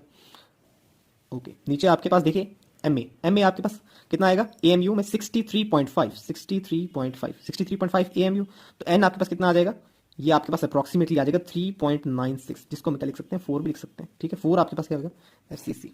तो एफसीसी बन रहा है इसके अंदर ऑप्शन, ठीक है। तो एफसीसी ऑप्शन इज करेक्ट। तो अब शुरुआत करते हैं। देखिए अब हम क्यूबिक क्रिस्टल स्ट्रक्चर्स को, जितने भी क्रिस्टल स्ट्रक्चर्स हैं उनको एक्सप्लोर करते हैं, ठीक है। तो पहले बात करते हैं क्यूबिक क्रिस्टल स्ट्रक्चर की, जो कि आपके पास सिंपल होगी। सिंपल एक्सप्लोर करते हैं पहले हम, ठीक है। सिंपल के बारे में बात करिए तो इसमें आपसे क्या क्या पूछा जा सकता है, number of atoms in unit cell. तो number of atoms in unit cell कितने होंगे, ठीक है, ये तो आपको पता है number of atoms in unit cell. तो ये देखिए मैं ड्रॉ कर देता हूं आपके लिए। तो एटम्स आपको यहां देखने को मिलता है, यहां मतलब कि कॉर्नर्स पे होता है क्यूब के ना। तो इनका कंट्रीब्यूशन आपको कितना देखने को मिलता था, 1/8 कंट्रीब्यूशन देखने को मिलता था। तो number of atoms in unit cell आपके पास 1 हो जाता था, ठीक है। और हम सिंपल क्यूबिक क्रिस्टल स्ट्रक्चर किसके बराबर होता है हमारे पास, देखिए किस कैसे पढ़ता है सिंपल क्यूबिक क्रिस्टल स्ट्रक्चर आपके पास। देखिए एक तो क्यूबिक लैटिस होना चाहिए आपके पास, सिंपल क्यूबिक लैटिस, और क्या होना चाहिए बता सकते हैं, हाँ जी, बेसिस में कितने एटम है यहाँ पर हमारे पास, सिंपल में 1 है, तो बेसिस में एटम आपके पास 1, ठीक है। तो 1 एटम से क्रिएट हो जाएगा ये, ठीक है। नेक्स्ट बात करते हैं हम number of first nearest neighbour, number of first nearest neighbour, ठीक है। तो number of first nearest neighbour आपके पास कौन सा होगा, देखिए आपके पास इसके अंदर ये नियरेस्ट है, ये आपके पास ए डिस्टेंस है ना, ये भी ए डिस्टेंस है, ऐसे आपके पास इधर भी ए डिस्टेंस होगी, इधर भी ए डिस्टेंस होगी। एक तो आपके पास ये ये नियरेस्ट है, ये नियरेस्ट है, ये नियरेस्ट है, ये नियरेस्ट है, और एक ये नियरेस्ट है, ठीक है, और एक इसके नीचे ये वाला नियरेस्ट होगा, ठीक है। तो आपके पास 6 नियरेस्ट बनते हैं, ठीक है। अगर इसके सेंटर में इसको रेफरेंस पॉइंट ले रहा हूँ, ठीक है, और नियरेस्ट नेबर की डिस्टेंस कितनी होगी, first nearest neighbour distance, distance आपको बता दी गई है ए होगी, तो ए, ठीक है। नेक्स्ट आगे चलते हैं, number of second nearest neighbour, number of second nearest neighbour, ठीक है। सेकंड नियरेस्ट नेबर आपके पास देखिए, ये भी ए पर, ये भी ए पर, तो आपके पास बचता सिर्फ यही है, ठीक है। तो यहां पर आपके पास ये कितने का बनता है आपके पास, ये ए, तो ये आपके पास बन गया √2a, ठीक है। ऐसे ही आपके पास यहां पर भी बनेगा √2a, ऐसे ही आपके पास यहां पर भी बनेगा √2a, ऐसे ही आपके पास यहां पर बनेगा √2a। तो ये शीट बन गई आपके पास, ठीक है। एक शीट बन गई आपके पास इस प्लेन में, ठीक है, इस प्लेन में आपके पास शीट बन गई। अगर मैं इसे ले रहा हूं XYZ, ये XY प्लेन में एक शीट बन गई है। तो देखिए ये शीट आपके पास किस प्लेन में बनी है, ये शीट आपके पास XY प्लेन में बनी है। ऐसी ही शीट आपके पास YZ प्लेन में बनेगी, और ऐसी ही शीट आपके पास ZX प्लेन में बनेगी, ठीक है। तो 3 प्लेन में बनेगी आपके पास। तो और एक प्लेन में आपके पास कितने नियरेस्ट नेबर है, 4 है, तो आपके पास ये 12 हो जाएंगे टोटल। और आपके पास डिस्टेंस कितनी है, इनकी डिस्टेंस आपको देखने को मिल रही है यहाँ पर √2a, ओके। अब आगे चलते हैं हम, number of third nearest, number of third nearest neighbourhood, ठीक है। थर्ड नियरेस्ट कौन सा होगा, अब ये होगा आपके पास डायगोनल, जो कि एकदम इस क्यूब को काटता हुआ जाएगा, ठीक है। अब ये आपके पास कितना होगा, ये आपके पास देखिए ये √2a, और आपके पास ये a, तो आपके पास ये हो जाएगा √3a, ठीक है। तो ये डिस्टेंस √3a होगी, पर ये होंगे कितने, तो देखिए इस एक क्यूब में तो हमें एक ही दिखता है, ठीक है। और ऐसे ही आपके पास यहाँ पर भी एक क्यूब होगा, तो यहाँ पर भी आपके पास कितना होगा, एक होगा, ठीक है। और ऐसे ही आपके पास कितने क्यूब से कवर होगा, ये सेंटर वाला पॉइंट आपके पास ये कवर होगा 8 क्यूब से। तो यहाँ पर आपके पास नियरेस्ट नेबर थर्ड जो बनते हैं, थर्ड नियरेस्ट नेबर जो बनता है आपके पास वो 8 बनते हैं। और डिस्टेंस तो हमने देख लिया, डिस्टेंस आपके पास कितनी बनती है, डिस्टेंस आपके पास बनती है √3a, okay. Volume of unit cell अब इसके अंदर कितना है, वॉल्यूम ऑफ यूनिट सेल, और ये प्रिमिटिव है ना, तो प्रिमिटिव यूनिट सेल का वॉल्यूम आपके पास कितना होगा, volume of unit cell, unit cell is equal to a cube, और प्रिमिटिव यूनिट सेल का वॉल्यूम भी आपके पास a क्यूब ही है, primitive unit cell volume is also a cube, VP, okay. Next आगे बात करते हैं एटॉमिक पैकिंग फ्रैक्शन की, APF, atomic packing fraction, APF, okay. तो APF आपके पास कैसे डिफाइन होता है, volume of the atoms in unit cell, volume of the atoms in unit cell over volume of unit cell, ठीक है। तो volume of atoms in unit cell, तो आपके पास एटम्स कितने हैं इसके अंदर, पहले तो ये देखिए आप एटम्स आपके पास इसके अंदर देखिए, एटम्स इन यूनिट सेल आपके पास ऊपर बताया था हमें 1 है, ठीक है, 1 है। और एटम आपके पास क्या स्फेरिकल है, स्फेरिकल है, तो आपके पास कितना हो जाएगा, जब आपके पास यूनिट सेल में एटम 1 है और उसका वॉल्यूम एक का 4/3 πr क्यूब है, तो हम ऐसे लिख सकते हैं इसे। और यूनिट सेल का वॉल्यूम आपके पास कितना होगा, वो a क्यूब है, ठीक है, वो a क्यूब है आपके पास, ठीक है, क्योंकि आपके पास क्यूब का वॉल्यूम तो यही है ना, आपके पास यहाँ पर जो इनके बीच में जो लैटिस पैरामीटर था, ठीक है, लैटिस कांस्टेंट, वो आपके पास a था, तो a क्यूब लिख दिया मैंने। अब a और r में रिलेशन क्या था जानते हैं आप, अब देखिए a और r में रिलेशन क्या है। अब देखिए ये जो आपके पास a है, ये आपके पास किससे बना हुआ है, इसके r से, इसका हाफ r होगा, ठीक है, इसका हाफ r होगा, ठीक है, ये इतना स्फीयर होगा ना, इतना ये स्फीयर होगा, ठीक है। तो ये r और ये r, तो 2r, a is equals to 2r, तो a is equals to 2r लिखेंगे हम यहाँ पर, तो ये आपके पास 8r क्यूब हो जाएगा, ठीक है। तो इसको मैं काट के लिख देता हूँ 8r क्यूब, ठीक है, r क्यूब से r क्यूब कैंसिल, 4 2 8 और 3 2 6, π/6, ठीक है, जो कि आपके पास 0.52 मीन्स 52%, ओके। तो 52% हो जाएगा। यहां से हमें पता लगता है कि 52% volume of the cube is occupied by the atoms, ठीक है, and the rest 48% is empty. तो आप ये भी लिख लीजिए 52% is occupied by atoms and rest 48% is empty, okay. अब देखिए, अब हम किसी भी स्ट्रक्चर को, ये आपके पास अब लूज पैक स्ट्रक्चर है, ठीक है, ये आपके पास लूज पैक स्ट्रक्चर है, ये भी आप याद कीजिएगा, पैकिंग फ्रैक्शन से हमें ये भी लगे, ये आपके पास लूज पैक स्ट्रक्चर है। अब आपके पास क्लोज्ड पैक स्ट्रक्चर कब होती है, क्लोज्ड पैक स्ट्रक्चर, अब ये लूज पैक है तो क्लोज्ड पैक स्ट्रक्चर कैसी होगी, क्लोज्ड पैक स्ट्रक्चर वो होगी आपके पास, क्लोज्ड पैक स्ट्रक्चर की आपके पास CPS लिख रहा हूं मैं यहाँ पर, CPS की आपके पास क्या कंडीशन है, देखिए आपके पास पहले बात तो APF 74% होना चाहिए, ठीक है, या फिर अबव, और कोऑर्डिनेशन नंबर आपके पास कितना होना चाहिए, 12। और यहाँ पर तो वैसे भी आपके पास coordination number first nearest neighbour atom आपको 6 दिखता है, हालांकि सेकंड नियरेस्ट नेबर एटम हमें 12 दिख जाते हैं, पर यहाँ पर वो कंडीशन फुलफिल नहीं हो रही है क्लोज पैक स्ट्रक्चर के लिए, ओके। और इसका एक परफेक्ट एग्जांपल है आपके पास सिंपल क्यूबिक स्ट्रक्चर का पोलोनियम, ठीक है, पोलोनियम इसका एग्जांपल है। अब आगे चलते हैं body centred cubic crystal structure. तो देखिए body centred cubic crystal structure कैसे बनेगी आपके पास, बॉडी क्यूबिक लैटिस से, ठीक है, बॉडी सेंटर्ड क्यूबिक लैटिस होनी चाहिए प्लस बेसिस, बेसिस में आपके पास एटम्स कितने होंगे, 2 होंगे यहाँ पर, ठीक है, ये बात याद रखिएगा आप। तो number of atoms in unit cell, number of atoms in unit cell वैसे चलेंगे हम, number of atoms in unit cell, ठीक है, ये आप जानते हैं, हम पहले निकाल के हैं, 2 होंगे आपके पास। इसका भी देखिए हम स्ट्रक्चर बना लेते हैं पहले जल्दी से। ये आपके पास 2 3 4 5 6 7 8, जिसका कि 1 कंट्रीब्यूशन होगा और एक आपके पास सेंटर में है, ठीक है। तो आपके पास टोटली आपके पास number of atoms in unit cell 2 हो जाएंगे। अब बात करते हैं number of first nearest neighbour atoms, number of first nearest neighbour atoms, ठीक है। फर्स्ट नियरेस्ट कौन सा होगा आपके पास, देखिए यहां पर पहले तो आप ये देखिए फर्स्ट नियरेस्ट डिस्टेंस। तो देखिए पिछली बार हमने निकाला था कि आपके पास ये डिस्टेंस तो √2a होगी, ठीक है, और ये आपके पास a है तो ये आपके पास √3a होगी, ठीक है, ये आपके पास √3a होगी, और इसका हाफ कितना होगा, √3a/2, ठीक है, इसका हाफ आपके पास √3a/2, ठीक है। तो ये सबसे नियरेस्ट होगा, ठीक है, और ऐसे कितने होंगे, देखिए आपके पास ये तो सिर्फ एक का ही है इसके पास, ठीक है, ऐसे इसके साथ कितने जुड़ेंगे, 8 जुड़ेंगे, ठीक है, एक इधर एक इधर एक इधर एक, 4 नीचे भी होंगे, ठीक है। ओके, तो आपके पास number of nearest neighbour atoms आपके पास 8 हो जाएंगे। देखिए ये विजुलाइज करने की बात है, ये आपको विजुलाइज करना पड़ेगा। देखिए इससे आपके पास एक तो ऊपर ऊपर ही आपको दिखेंगे ना, एक इसके नीचे 4 होंगे, ठीक है, तो आप सोचेंगे तो आपको पता लग जाएगा ये। और आपके पास डिस्टेंस कितनी होगी, डिस्टेंस के बारे में बात की जाए, डिस्टेंस आपके पास होगी √3a/2, ठीक है, √3a/2। नेक्स्ट बात करते हैं number of second nearest neighbour atoms, second nearest atoms, ठीक है, सेकेंड नियरेस्ट एटम्स आपके पास कौन से देखने को मिलेंगे, देखिए सेकंड नियरेस्ट तो ये होगा ए, सेकंड नियरेस्ट डिस्टेंस तो ये बनती है, ठीक है। इसके बाद तो ये ए, तो ये तो आप जानते हैं ये कितने होंगे, ये आपके पास 6 होंगे, पहले भी काउंट किए थे हमने, नहीं तो आपके पास 6 होंगे, डायरेक्टली लिख रहा हूँ। और डिस्टेंस कितना होगा, डिस्टेंस आपके पास ये होगा ए, ठीक है, सिंपल। अब बात करते हैं third nearest number of third nearest neighbourhood atoms, ठीक है। थर्ड नियरेस्ट नेबरहुड एटम्स आपके पास कौन से होंगे, देखिए डिस्टेंस अब आपके पास ये बच गई है, ठीक है, √2a वाली, तो आपके पास ये कितने होंगे, पिछली बार हमने देखा ही था ये। देखिए यहाँ पर मैं फिर से एक्सेस ड्रॉ कर लेता हूँ, एक्स वाई जेड। अगर मैं एक्स वाई प्लेन में बात करूँ तो आपके पास ये √2a यहाँ पर, √2a आपको यहाँ पर देखने को मिलेगा, √2a आपको यहाँ पर देखने को मिलेगा, √2a आपको यहाँ पर देखने को मिलेगा, ठीक है। तो ये एक प्लेन हो गया, ठीक है, ये आपके पास एक्स वाई प्लेन हो गया, ऐसे ही आपके पास जेड वाई प्लेन भी होगा, ऐसे ही आपके पास जेड एक्स प्लेन भी होगा। तो ये आप खुद इमेजिन करके सोचिए कि आपके पास ये कैसे हो सकता है, ठीक है। यहाँ तक ले जाना मेरा काम था आपको, ठीक है, एक प्लेन मैंने आपको दिखा दिया, दो और प्लेन आपके पास, वो आप खुद इमेजिन कीजिए, ठीक है। तो थर्ड नियरेस्ट एटम्स आपके पास देखिए, एक प्लेन में आपके पास 4 है, तो आपके पास ये 3 प्लेन और बनेंगे, 2 प्लेन और बनेंगे, तो आपके पास ये टोटल कितने हो जाएंगे, 12 हो जाएंगे। और डिस्टेंस कितनी होगी, डिस्टेंस आपके पास √2a, ठीक है। अब बात करते हैं हम volume of unit cell, volume of unit cell तो आपके पास कितना होगा, volume of unit cell, volume of unit cell a3, ये तो आप जानते हैं, ठीक है।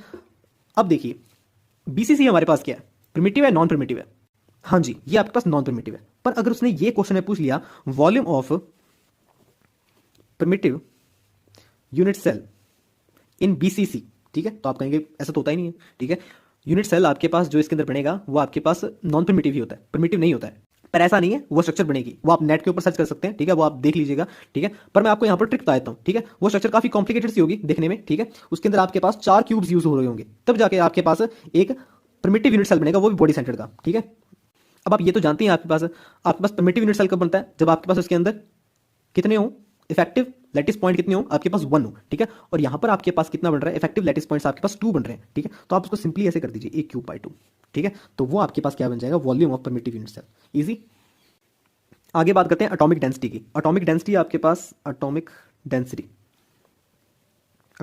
आपके पास देखिए रो एन आपके पास क्या है, number of atoms per unit volume, number of atoms आपके पास कितने हैं यूनिट सेल में 2 है, और वॉल्यूम आपके पास कितना a³ है, तो ये आप ध्यान रखिएगा, वैसे पहले हम कर चुके हैं, ठीक है, यहाँ पर आपको नोटिफाई कर दीजिएगा।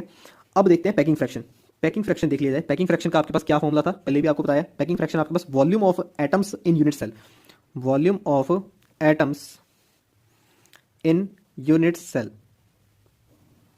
और divided by volume of unit cell, ठीक है। तो आपके पास volume of atoms in unit cell कितना होगा, आपके पास देखिए एटम्स कितने हैं, 2 है, और आपके पास एक स्फीयर का वॉल्यूम कितना होता है, 4/3πr³, 4/3πr³, ठीक है। और वॉल्यूम ऑफ यूनिट सेल आपके पास, वॉल्यूम ऑफ यूनिट सेल आपके पास a³। अब ए और आर में रिलेशन क्या है, ठीक है, ए और आर में रिलेशन क्या था आपके पास जानते हैं आप, ठीक है। अब देखिए यहाँ पर आपके पास एक तो ये आर होगा, एक तो इस स्फीयर का आर होगा, ठीक है, एक इस स्फीयर का आर होगा, ठीक है, ये आपके पास 2r बन गया। और 2r हमने कितना निकाला था, 2r हमने निकाला था, ये आपके पास √3a था पूरा टोटल, और ये आधा कितना होगा √3a/2, तो 2r is equal to √3a/2, ठीक है, ये बात ध्यान रखिएगा आपको, ये बात हमें सब्स्टिट्यूट करनी है यहाँ पर, ठीक है। तो ए हम सब्स्टिट्यूट कर देते हैं यहाँ से, तो ए अब सब्स्टिट्यूट करेंगे तो आपके पास कितना आ जाएगा, ये ए क्यूब है, तो आपके पास ये आ जाएगा पहले तो 8 पाई आर क्यूब, 3 नीचे आ जाएगा आपके पास, ये क्रॉस ए आपके पास कितना आ जाएगा 4r by root three, 4r by root three, और ये क्यूब, ठीक है। ये आपके पास कितना आ जाएगा √3 पाई बाय 8, ओके, इतना आ जाएगा आपके पास ये, और ये आपके पास बनता है 68%, ठीक है। तो बताइए क्या ये लूज पैक स्ट्रक्चर है या क्लोज पैक स्ट्रक्चर है? हाँ जी, ये लूज पैक स्ट्रक्चर है, क्योंकि हमने आपको बताया था कि क्लोज पैक स्ट्रक्चर में आपके पास क्या कंडीशन होनी चाहिए कि आपके पास पैकिंग फ्रैक्शन 74% होना चाहिए और आपके पास कोऑर्डिनेशन नंबर 12 होना चाहिए, और यहाँ पर कोऑर्डिनेशन नंबर आपके पास 8 है, ठीक है। ओके, आगे चलते हैं फेस सेंटर की तरफ। ओके, अब हम बात करते हैं face centred cubic crystal structure की, ठीक है। यहाँ पर आपके पास face centred cubic crystal structure है, आपके पास number of atoms in unit cell कितने होंगे, नंबर ऑफ, पहले तो आपको बना के दिखाता हूँ, FCC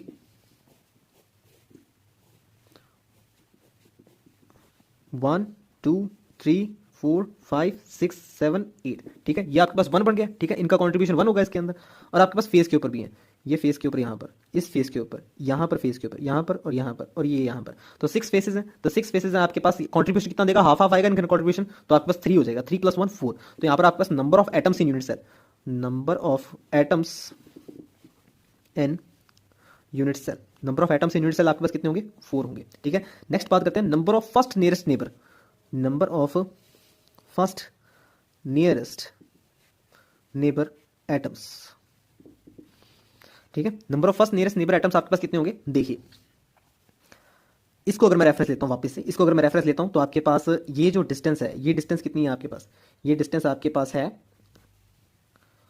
देखिए ये डिस्टेंस आपके पास कितनी है, √2a, ठीक है, √2a, और इसका ये हाफ, इसका हाफ आपके पास कितना है, a/√2, इसका हाफ ये कितना हो जाएगा, a/√2 हो जाएगा आपके पास, a/√2, छोटा सा लिख देता हूं मैं यहाँ पर, ठीक है। तो डिस्टेंस तो हमने निकाल ली है, डिस्टेंस आपके पास कितनी आती है, a/√2। अब ये है कितने, अब देखिए वापस से वैसे ही देखेंगे हम इसे, देखिए एक तो आपके पास ये एक्स वाई प्लेन में, एक तो आपके पास यहाँ पर भी होगा, एक यहाँ पर भी होगा, एक यहाँ पर भी होगा, ठीक है। तो आपके पास एक तो ये प्लेन बनेगा, इस प्लेन में कितने हैं, 4 है, और प्लेन आपके पास और भी कितने बनेंगे, ZY बनेगा, ZX बनेगा, ठीक है। तो आपके पास ये टोटल 12 हो जाएंगे, ठीक है।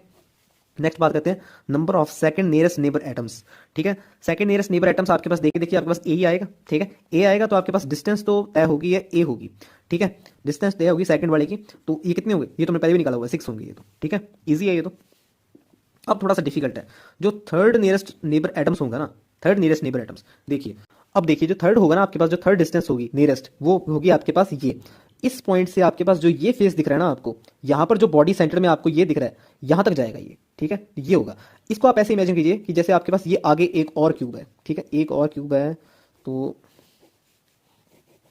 ये आ गया, ठीक है। तो यहाँ पर आपके पास इसके फेस पर, ठीक है, इसके फेस पर, ये आगे वाले फेस पर, ठीक है, ये डिस्टेंस होगी। ऐसे ही आपके पास यहाँ पर जो फेस बनेगा, ऐसे यहाँ पर एक डिस्टेंस होगी, ऐसे ही आपके पास यहाँ पर जो फेस बनेगा, यहाँ पर ये डिस्टेंस होगी, ऐसे ही आपके पास यहाँ पर जो फेस बनेगा, यहाँ पर डिस्टेंस होगी। तो आपके पास ये वैसे मैंने 8 क्यूब बन जाएंगे, 8 क्यूब बन जाएंगे, और एक फेस पर आपके पास कॉन्ट्रीब्यूशन 4 का आ रहा है, और फेसेस कितने आपके पास पूरे 6 है, तो यहाँ पर आपके पास 24 हो जाएगा। और डिस्टेंस कितनी होगी आपके पास, डिस्टेंस देखिए हमें यहाँ से इस पोर्शन पर जाना है, ठीक है, इस फेस के सेंटर पर, ठीक है, इस फेस के सेंटर पर, ठीक है। तो ये डिस्टेंस कितनी होगी, तो ये डिस्टेंस आपके पास होगी इसके अंदर √3a बाय √2, ठीक है। तो ये डिस्टेंस आप याद रखिएगा, ठीक है।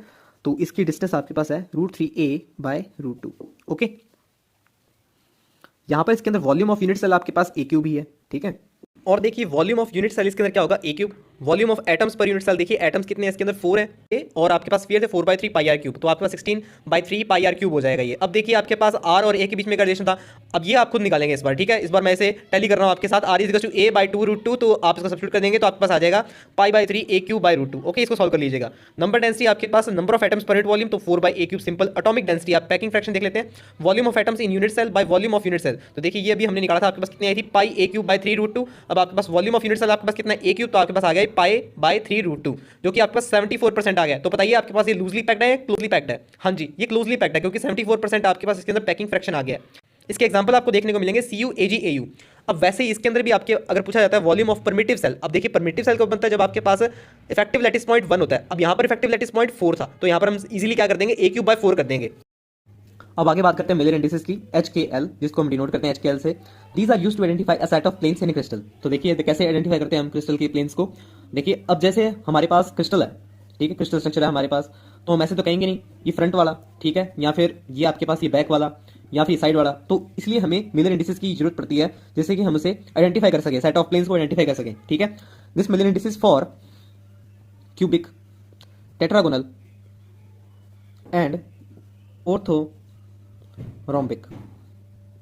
अब बता सकते हैं इसमें आपके पास क्या चीज कॉमन होती है क्यूबिक, टेट्रागोनल, ऑर्थोरोम्बिक में? देखिए वो टेबल आपको याद होनी चाहिए। ओके, तो इन सभी क्रिस्टल्स में आपके पास जो चीज कॉमन होती है क्रिस्टल, वो आपके पास इसके अंदर ए, बी और सी अनइक्वल होते हैं, पर इसके अंदर जो अल्फा, बीटा एंड गामा है वो आपके पास 90 डिग्री ही होता है। ओके, अब एच के एल जो आपके पास ये मिलर इंडिसेस है, ठीक है, एच के एल जो आपके पास मिलर इंडिसेस है, इसे हम कैसे देखेंगे? ए बाई ओ ए, यहाँ पर क्या है? लैटिस कांस्टेंट है, अभी बताया तो मैं आपको ये।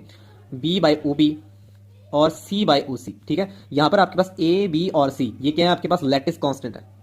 ठीक है, ये आपके पास lattice constants and O A, O B and O C are intercepts on A, B and C.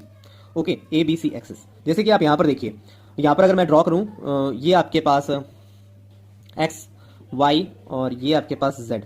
Okay, तो ये आपके पास क्या आ रहा है? एक्सिस, इसे ए, बी और ये सी एक्सिस। ठीक है, तो यहां से ओ ए से अगर मैं इस फ्रंट को देखूं, इस फ्रंट को देखूं मैं अगर, ठीक है, यहां पर आपके पास इंटरसेप्ट कितना हो रहा है? ओ ए पे इंटरसेप्ट कितना हो रहा है? ओ ए आपके पास ए है, ठीक है, ओ ए आपके पास ए है। ठीक है, अब ये देखिए, क्या ये प्लेन आपके पास बी पर इंटरसेप्ट कर रहा है? कहीं पर वाई पर इंटरसेप्ट कर रहा है? वाई की तो पैरेलल कर रहा है आपके पास ये, तो ओ बी यहां पर बी मतलब कहीं पर भी इंटरसेप्ट नहीं करेगा, तो ओ बी आपके पास कहां पर इंटरसेप्ट करेगा? इन्फिनिटी पर इंटरसेप्ट करेगा। Same same applies for C, so O C is equal to infinite. ठीक है, क्योंकि आपके पास ये parallel to B axis and this is parallel to C axis. ठीक है, तो इंटरसेप्ट आपके पास कहां पर कर रहा है? सिर्फ यहां पर ही कर रहा है। तो देखिए यहां पर ए, यहां पर अगर मैं सब्स्टिट्यूट करूं ए, ओ ए आपके पास देखिए, ओ ए आपके पास, बी, बी आपके पास देखिए, बी, ओ बी आपके पास इन्फाइनाइट है, सी, सी आपके पास देखिए, ओ सी आपके पास इन्फिनिट है, तो आपके पास ये मिलर इंडिसेस कौन सा बन जाएगा? एच के एल के हिसाब से, एच के एल के हिसाब से आपके पास ये मिलर इंडिसेस जो ये बन जाएगा, ये बनेगा 1 0 0। ये आपके पास मिलर इंडिसेस बनेगा इसका। ठीक है, ऐसे ही हम और भी मिलर इंडिसेस एक्सप्लोर करते हैं। अब हम ड्रॉ करते हैं 0 1 0। ठीक है, ये मिलर इंडिसेस हमें ड्रॉ करना है 0 1 0। तो बताइए आपके पास कैसे ड्रॉ होगा ये? तो हम पहले ड्रॉ कर लेते हैं।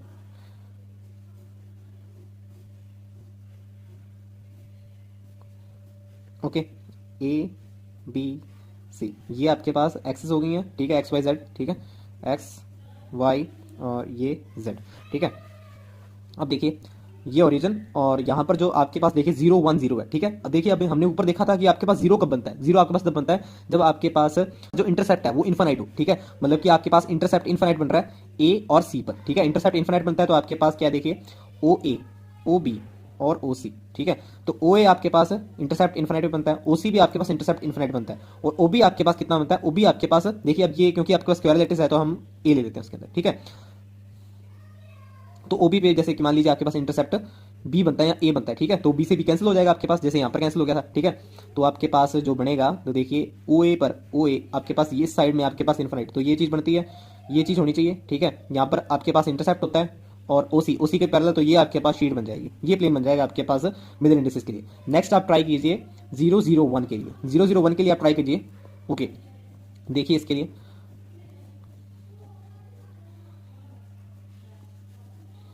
ए, बी एंड सी। ठीक है, X, Y and Z. Okay, अब देखिए यहाँ पर आपके पास 0 0 1 है। आप जानते हैं जीरो कब बनता है? जीरो आपके पास मतलब कि ओ ए पर इंटरसेप्ट इन्फाइनाइट, ओ बी पर इंटरसेप्ट इन्फाइनाइट और ओ सी पर इंटरसेप्ट आपके पास ए। ठीक है, तो ओ C is equal to A, तो ओ सी इक्वल टू ए ये बन रहा है आपके पास, यहाँ पर बन जाएगा। और आपके पास ये ओ ए और ओ बी के क्या होना चाहिए? पैरेलल होना चाहिए, तो ओ ए और ओ बी इसके पैरेलल होगा तो यही होगा आपके पास। ठीक है, तो ये बनेगा आपके पास 0 0 1। ओके, अब आगे चलते हैं। आपको 1 1 0 मिलर इंडिसेस प्लेन ड्रॉ करना है और 1 0 1 प्लेन ड्रॉ करना है। ओके, तो पहले हम ड्रॉ कर लेते हैं क्यूबिकल स्ट्रक्चर। अब देखिए 1 1 0 1 1 0 मतलब कि आपके पास ओ ए, आपके पास ए, ओ बी आपके पास इंटरसेप्ट ए पे होगा और ओ सी आपके पास इन्फानाइट पर इंटरसेप्ट होगा। ठीक है, तो आपके पास ओ ए आपके पास यहाँ पर इंटरसेप्ट, ओ बी यहाँ पर इंटरसेप्ट। ठीक है, और ओ सी मतलब कि इसके पैरेलल होगा। ठीक है, तो इसके पैरेलल होगा तो आपके पास ये बनता है। नेक्स्ट बात करते हैं 1 0 1 प्लेन की। 1 0 1 प्लेन आपके पास देखिए 1 0 1, तो मतलब कि आपके पास ओ ए आपके, तो ओ ए आपके पास ए, और ओ बी आपके पास इंटरसेप्ट इन्फिनिट पे और ओ C is equals to A. तो अब देखिए इंटरसेप्ट कहाँ कहाँ हो रहा है आपके पास, O A is equals to A, तो आपके पास यहाँ पर इंटरसेप्ट देखने को मिलेगा, O B is equals to infinite, मतलब कि आपके पास इसके क्या होगा, पैरेलल होगा ये प्लेन इसके पैरेलल होगा बाई बी एक्सिस के, ठीक है। और ओ सी आपके पास ए, ओ सी ए आपके पास मतलब कि इंटरसेप्ट कहाँ हो रहा है आपके पास, यहाँ हो रहा है, ठीक है। तो आपके पास जो प्लेन बनेगा वो कुछ ऐसा बनेगा, ठीक है। तो मैं आपको शो कर देता हूँ कलर से, आपके पास ये होगा। ओके, नेक्स्ट आपको मिलर इंडिसेस ड्रॉ करना है ट्रिपल वन के लिए। आप देखिए यहाँ पर आप इंटरसेप्ट क्या होगा, ओ ए आपके पास इंटरसेप्ट ए, ओ बी आपके पास ये भी ए और ओ सी आपके पास ए, ठीक है। कोई भी आपके पास इन्फानाइट को नहीं है इंटरसेप्ट, ठीक है। तो मतलब कि ओ ए आपके पास यहाँ पर इंटरसेप्ट कर रहा है, यहाँ पर इंटरसेप्ट कर रहा है और यहाँ पर इंटरसेप्ट कर रहा है, तो आपके पास ये कुछ ऐसा बनेगा। ओके, नेक्स्ट आप इधर देखिए, नेक्स्ट आप ये देखिए 1 बार 0 0 मिलर इंडिसेस, मतलब कि नेगेटिव में आपके पास। इस केस में आप क्या कीजिए, जो आपके पास ओरिजिन यहाँ पर है उसको आप यहाँ पर शिफ्ट कर लीजिए, ठीक है। अब क्योंकि आपके पास ओ ए नेगेटिव में था, माइनस में था, माइनस ए था इसे ना, माइनस ए था, और ओ बी आपके पास इन्फिनिट पर इंटरसेप्ट है और ओ सी भी आपके पास इन्फिनिट पर इंटरसेप्ट है।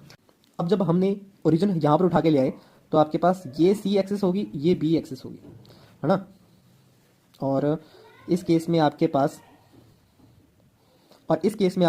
क्या होगा, ये प्लेन बनेगा जो कि आपके पास माइनस ए पर इंटरसेप्ट कर रहा है, ठीक है। एक्स में माइनस ए पर इंटरसेप्ट कर रहा है और आपके पास बी के क्या है, इन्फिनिट पर इंटरसेप्ट है और सी पे इन्फिनिट पर इंटरसेप्ट है, ठीक है, राइट। अब नेक्स्ट आप ड्रॉ कीजिए 1 बार 0 का, इसका आप ड्रॉ करके दिखाइए प्लेन। तो क्यूबिकल स्ट्रक्चर ड्रॉ कर लेते हैं हम पहले। अब जैसे देखिए यहाँ पर आपके पास 1 बार 0 है, ठीक है। तो यहाँ पर हमें ओरिजिन थोड़ा सा सही फिक्स करना पड़ेगा, तो इसको पहले मैं डिनोट कर लेता हूँ। हम ओरिजिन यहाँ पर लेते हैं, ठीक है। तो ओरिजिन अगर हम यहाँ पर लेते हैं तो देखिए इजी वे में आपके पास ये एक्स वाई और ये जेड, ओके। इजी वे में आपके पास ये कहाँ पर जाएगा, मतलब कि यहाँ पर इंटरसेप्ट कितना है, ओ ए पे इंटरसेप्ट आपके पास माइनस ए है, ओ बी पे इंटरसेप्ट आपके पास माइनस ए है और ओ सी आपके पास इन्फिनिट को अप्रोच करता है, ठीक है। तो आपके पास एक ये और इधर से आप जाएंगे तो ये, ठीक है। और ये जेड के क्या है, पैरेलल है, ठीक है। तो जेड के पैरेलल आपके पास ये चीज़, ये बनेगा आपके पास, ठीक है। नेक्स्ट अब हम कुछ पॉइंट डिस्कस कर लेते हैं। आपको मैं एक बात बता दूं कि जो पैरेलल प्लेन्स है ना, जितने parallel planes have same Miller indices, parallel planes have same Miller indices, इस बात को मैं एक्सप्लोर कर दूंगा, पर पहले मैं आपको इस चीज को समझा भी दूं, ठीक है। और एक चीज और कि मिलर इंडिसेस कभी भी आपको फ्रैक्शन मिलेगा, ठीक है। Miller indices can never be in fraction, okay. Okay, तो अब देखिए, अब मैंने आपको ये बात कही थी parallel planes have same Miller indices. तो देखिए अगर आप यहाँ पर देखिए हमने ओरिजिन लिया था ना, अगर हमने यहाँ पर ओरिजिन लिया था तो आपके पास ये था 1 0 0, ठीक है। और यहाँ से अगर मैं ड्रॉ करूँ इसको, यहाँ पर ऐसे अगर मैं ड्रॉ करूँ, ठीक है, तो आपके पास ये कितना था, ये कितना होगा आपके पास, ये आपके पास 1 0 0 होगा, ठीक है। यहाँ पर इंटरसेप्ट करें ना, ये आपके पास 1 0 0 होगा, ठीक है। तो आप कहेंगे ये और ये प्लेन आपके पास ये तो पैरेलल है, पर इनके मिलर इंडिसेस तो डिफरेंट आ रहे हैं। देखिए यहाँ पर मैं आपको बात बताना चाहता हूँ कि आपके पास देखिए जितने आइटम्स यहाँ पर हैं, ठीक है, उतने ही आइटम्स आपको यहां पर दिखेंगे, ठीक है। तो ये आपके पास जो 1 0 0 एंड 1 बार 0 0 है आर आइडेंटिकल, ये आइडेंटिकल है देखने में, identical physically, but their origins are different. बस ओरिजिन की बात है, ओरिजिन डिफरेंट है इसलिए आपको ये फर्क दिख रहा है, नहीं तो सेम है ये।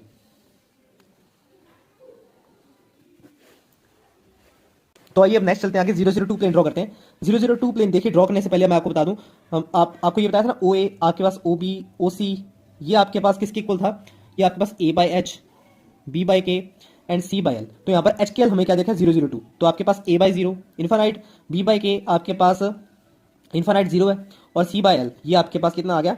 तो सी को हम ए ले लेते हैं, यहाँ पर हम सी को ए ले लेते हैं क्योंकि हम क्यूबिक स्ट्रक्चर लेके चलते हैं, तो ए बाई 2, ओके। तो यहाँ हमारे पास इंटरसेप्ट कहाँ का बन रहा है, ओ ए इन्फानाइट, ओ ए आपके पास infinite A B and C, ठीक है। ओ ए आपके पास इन्फानाइट है, ओ ए आपके पास इन्फानाइट है तो इसके तो पैरेलल रहेगा ये, ठीक है। आपके पास ओ बी भी पैरेलल है तो इसके भी पैरेलल रहेगा ये, ठीक है। ओ सी पे आपके पास कहाँ पर इंटरसेप्ट कर रहा है, ये ए बाई 2 पर। ये अगर हम इसे हाफ ले ले तो आपके पास यहाँ पर ये इंटरसेप्ट कर रहा है, तो आपके पास ये बनेगा एकदम सेंटर में एक प्लेन बनेगा, ठीक है। अब आप ये सोच रहे हो कि आपने प्लेन तो बना दिया पर आपके पास यहाँ पर एक कोई एटम क्यों नहीं है, ठीक है। तो देखिए हम इसे हमेशा बीसीसी लेंगे, जब हम इससे डील करेंगे आपके पास क्या होगा, बॉडी सेंटर्ड, क्योंकि बॉडी के सेंटर में होगा ये आपके पास, ये बॉडी के सेंटर में पॉसिबल है 002, ठीक है। आपके पास सिंपल में पॉसिबल नहीं है क्योंकि उसमें तो यहाँ पर होगा, ठीक है, और बीच में एम्प्टी होगा, ठीक है, तो उसमें पॉसिबल नहीं है ये। तो आपके पास ये प्लेन क्या है, ये प्लेन आपके पास 001 है। और अभी हमने बात की थी कि पैरेलल प्लेन्स का जो मिलर इंडिसेस है वो सेम होता है, तो 001 ये भी आपके पास 001 और आपके पास ये कितना है 002। अब आप ये सोच रहे होंगे कि पैरेलल प्लेन्स का मेजर इंडिसेस तो सेम होता है, इसको भी आपके पास क्या होना चाहिए था 001 होना चाहिए था। ये आपके पास 001 क्यों नहीं है? तो आप ये बात ध्यान रखिएगा, if an extra plane is inserted midway between two HKL planes, तो आपके पास ये दो HKL प्लेन्स है ना, अगर इसके अंदर एक एक्स्ट्रा प्लेन इंसर्ट किया जाता है midway between two HKL planes, then major indices of all the planes now become 2HKL। ठीक है, तो सभी प्लेन्स का आपके पास जो मेजर इंडिसेस हो जाएगा वो 2HKL हो जाएगा, मतलब इनका आपके पास क्या हो जाएगा, ट्वाइस हो जाएगा। इस बात को मैं लिख भी देता हूं,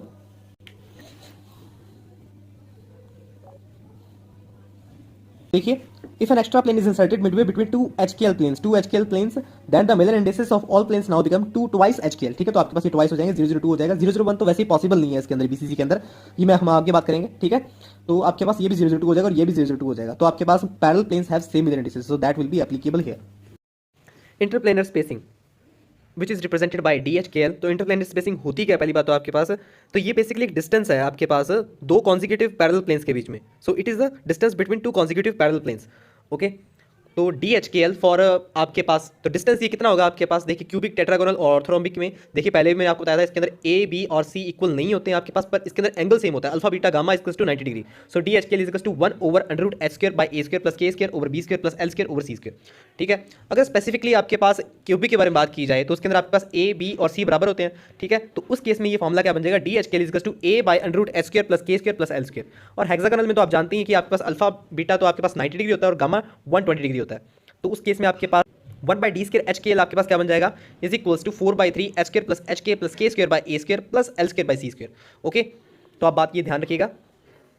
ओके, अब बाकी बात करते हैं प्लेनर एनालिसिस की। अब देखिए 100 टाइप के प्लेन्स ले रहे हैं हम इसके अंदर। देखिए 100 टाइप प्लेन्स के मतलब इसके अंदर ये है कि जितने भी इसके अंदर आप कॉम्बिनेशन बना सकते हैं 100 के, जितने भी तरीके से आपके पास 100 अरेंज हो सकता है। ठीक है, तो आपके पास 100 010 001 1 बार 00 01 बार 0 001 बार। ओके, तो ये आपके पास फैमिली ऑफ प्लेन बन जाएगी, किसकी, 100 की। तो इसे जब भी आप करली ब्रैकेट में नोट करेंगे तो आप इन सब को डिनोट कर रहे हैं। ठीक है, तो अब इसमें आगे बात करते हैं सिंपल क्यूबिक क्रिस्टल की। सिंपल क्यूबिक क्रिस्टल में देखिए आप, अब देखिए 100 की बात की जाए तो आपको जो शेडेड पोर्शन दिख रहा होगा क्यूबिक क्रिस्टल स्ट्रक्चर का, ठीक है, उसका जो फ्रंट पोर्शन है वो आपके पास 100 होता है, ये अब हम जान चुके हैं, है ना।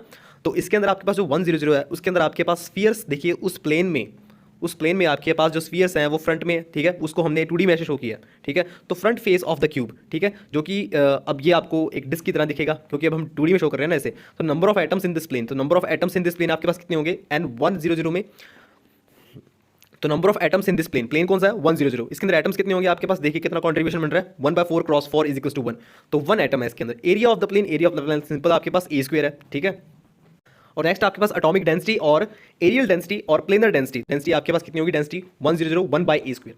सिंपल, क्योंकि आपके पास नंबर ऑफ एटम्स 1 है और एरिया कितना है, by A square, number of atoms per unit area 1 by A square. अब इसमें आप आगे देख लीजिए atomic packing fraction. Atomic packing fraction आपके पास area of the atoms on the plane over area of the plane.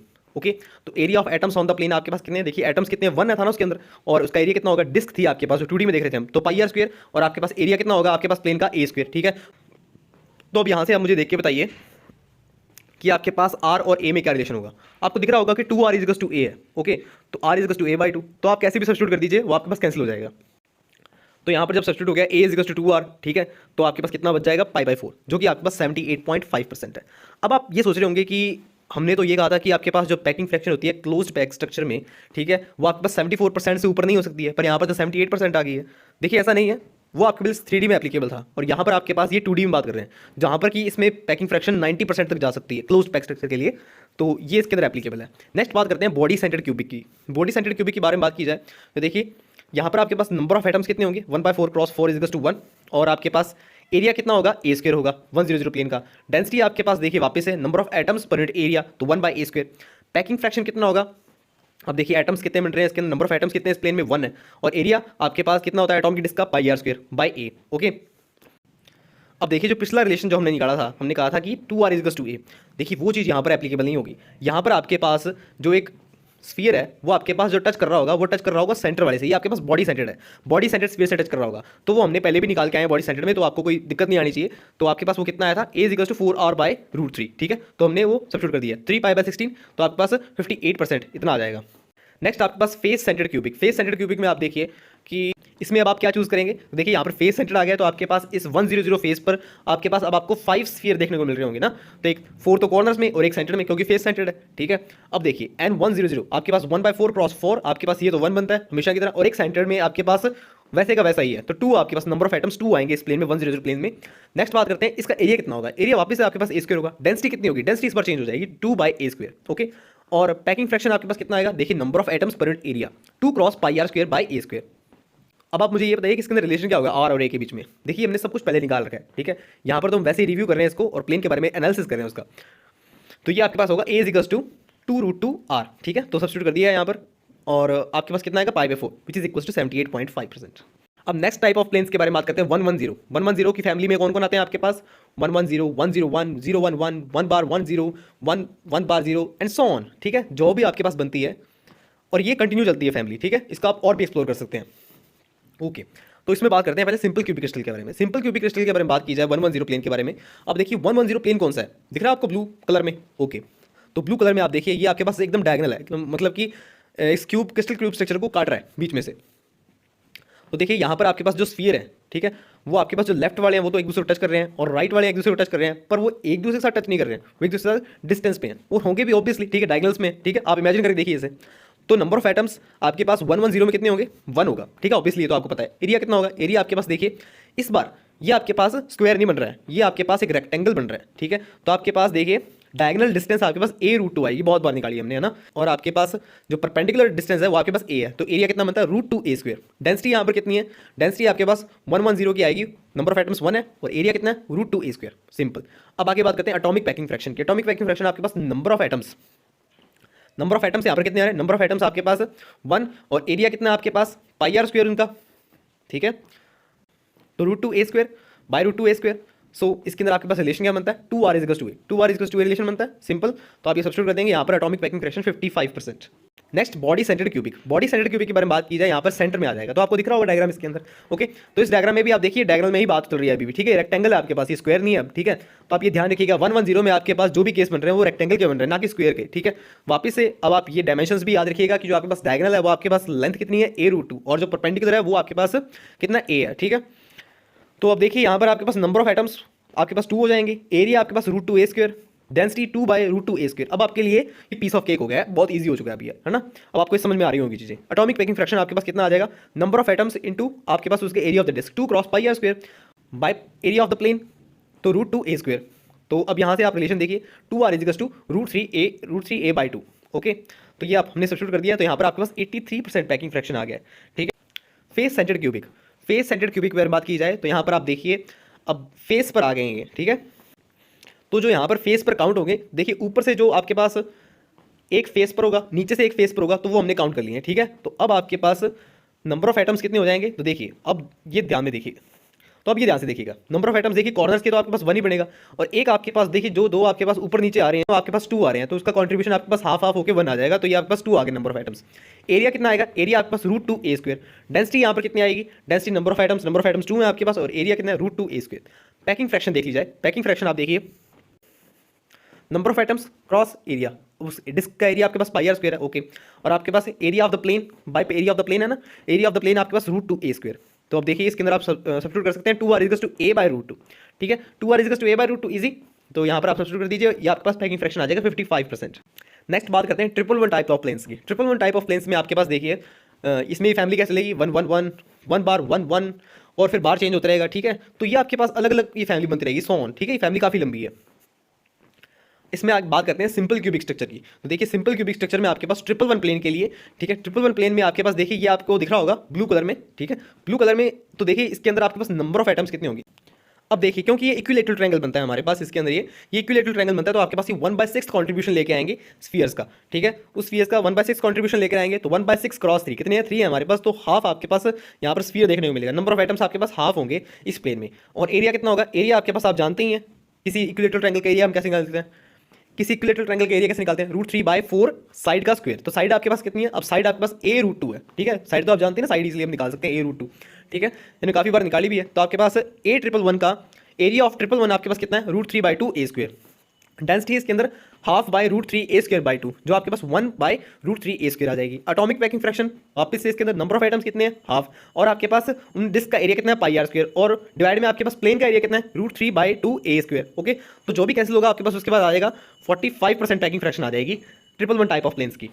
इसमें आगे बात करते हैं बॉडी सेंटर्ड क्यूबिक की। अब बॉडी सेंटर्ड क्यूबिक के बारे में बात की जाए तो देखिए बॉडी सेंटर्ड में आ गया है, बॉडी सेंटर्ड में आ गया है तो आपके पास आर और ए का रिलेशन यहाँ पर चेंज हो जाएगा। कंट्रीब्यूशन जो है यहाँ पर कंट्रीब्यूशन हाफ ही रहेगा वापस से। एरिया कितना रहेगा, root three by two A square वापस से जो हम निकाल के आए थे। डेंसिटी आपके पास 1 by root three A square.